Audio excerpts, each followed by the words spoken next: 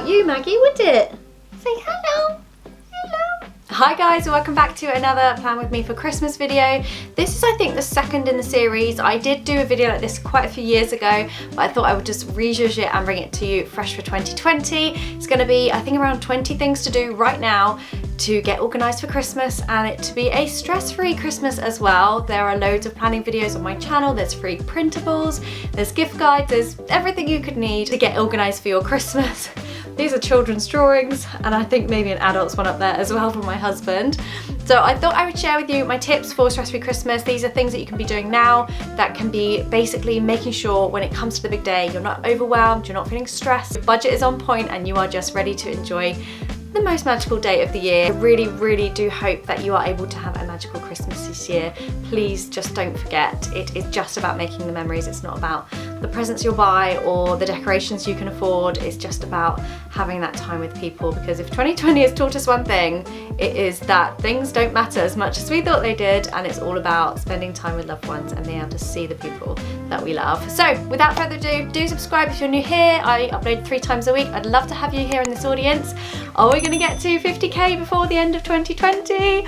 Ooh, maybe. We'll see. Hopefully so. I just love being able to reach as many of you as possible with hopefully what you will agree is valuable and informative content. If you do enjoy the video, please do give it a like just to help it rank on the YouTube algorithm, and hopefully more people will be able to find it. Anyway, let's get into the video. I even put a sparkly number on for you today. This is And Other Stories that I picked up in a thrift store for about £5.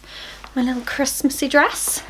So first of all, let's talk about your budget. Now, it's probably something that you would have done by now because you would have seen my video how to budget for a debt-free Christmas, which I uploaded in October, I think. I will link it in the description bar if you missed it. There are some free printables on there to help get you planned and organised and get ready for everything to do on the big day and the lead up to. But if you haven't already, then set your Christmas budget and stick to it. It's really important to make sure that you aren't going into debt this Christmas just for the sake of one day or 1 week. That does not need to get you into having to pay it off for the whole year to come. And don't forget, this budget does include everything other than just gifts, so food, transportation, lodgings, drinks, nights out, everything like that. It's not just the gifts that you need to include in that budget. Okay, so lots of places are doing different things this year. This is definitely a very strange year for planning for Christmas.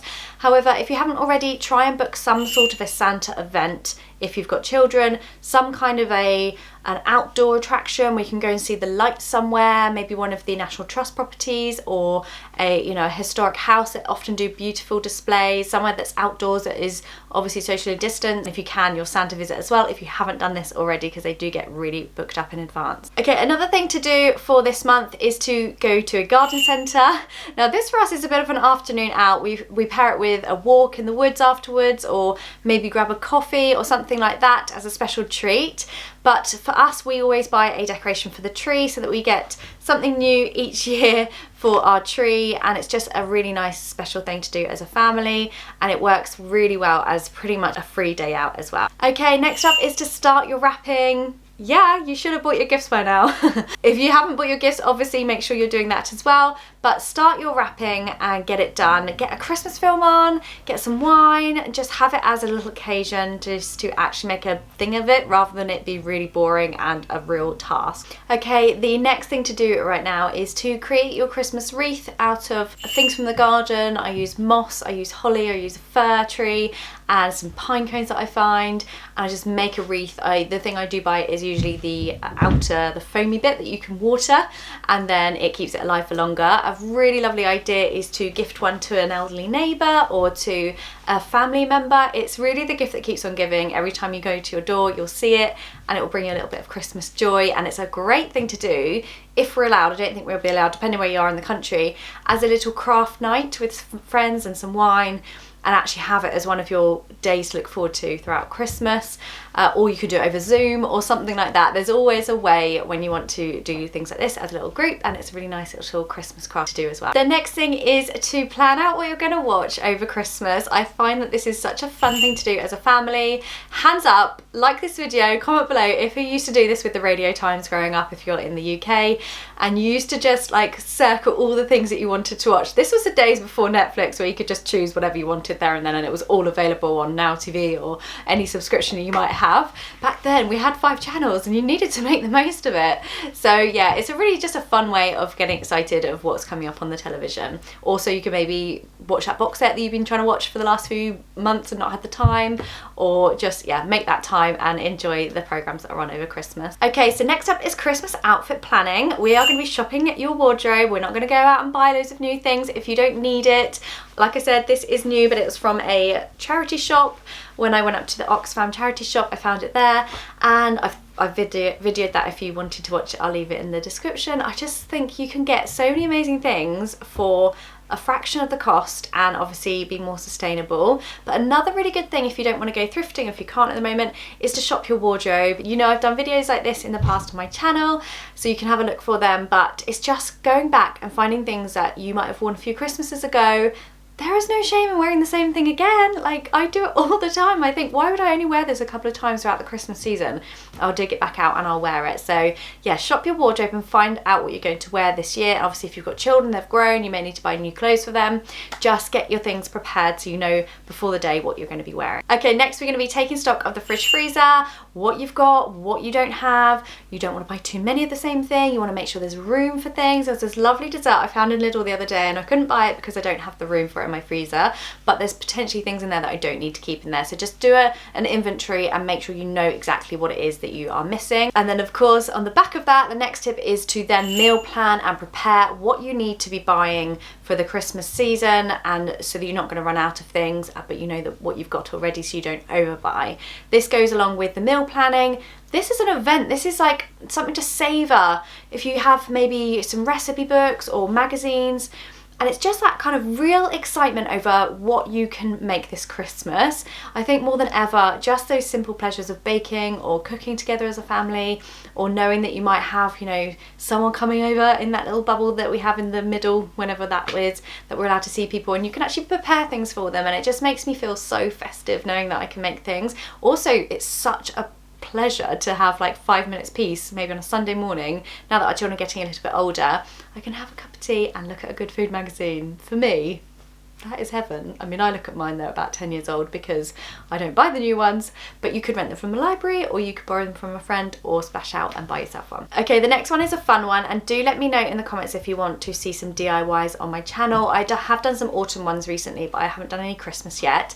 But it's to repurpose and rejudge some old Christmas decorations, either from the loft that don't suit your colour scheme anymore, or from a charity shop where you can buy it and you can redesign them. So think of a wreath, just spray it with some snow spray, put some glitter on it, and you've got a completely different style of wreath, but it's for pretty much free apart from the snow spray. So repurpose things and make things as well, and let me know if you want some DIYs here on my channel. I might do some thrift flips, maybe some upcycles, just to show you how you can redo your theme without having to spend a fortune, because I'm so passionate about not going out and buying the on-trend things every time you see other people share them on Instagram, because it's so much money and you don't need to be changing up the theme every single year. If you do change your style, you can just upcycle it and repurpose things. So the next thing is your car maintenance. So you want to be making sure your water's topped up, your wipers solution's all done, your oil's okay, you haven't got any flat tires, you haven't got any tyres that need replacing.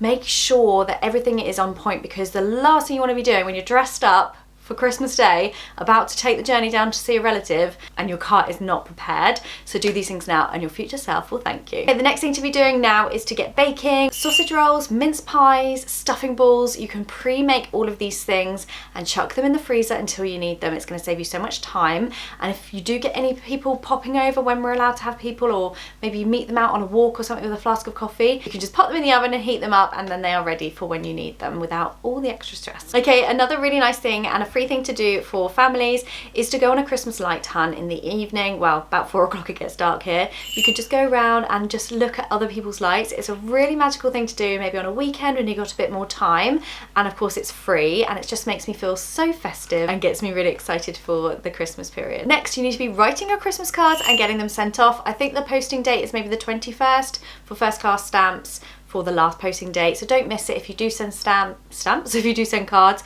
But obviously you can also do digital cards, or just an email just to say to an old friend that I'm thinking of you and happy Christmas. It doesn't have to be anything that you're going to spend money on, but if you are writing cards, make sure you get them done really soon. Okay, next is to stock up on supplies such as batteries, tin foil, sellotape, anything that you might run out of that you don't want to run out of near the time. I also would recommend buying an extra roll of wrapping paper because we always run out, and it's always a pain because we have to stop it in the evening and then start it again another day, and the job then takes even longer. Another really nice thing to do, and I don't know if they're open at the moment, but hopefully they are, is going to like a pottery place where you can paint your own Christmas plate or bauble for the tree. We've got quite a few, I don't know if you can see them on there, but ones that we've painted in the past and that the children have done and that we can just put up every year. It's just a really nice activity to do as a family or with a boyfriend or girlfriend, and just, yeah, something that you'll be able to cherish each year. A lot of Christmas events are cancelled at the moment, but there are still things on, so you can still go to a Christmas tree farm and cut down your own Christmas tree. That's a really fun thing to do. You can still go for walks, you know, in large country houses or country parks, but yeah, sadly there are a lot of things that have been cancelled, unfortunately. Okay, the next thing is to thank delivery drivers and people that have really helped you out this year, maybe leaving a tin of sweets on the doorstep or packaged up separate sweets for them to take.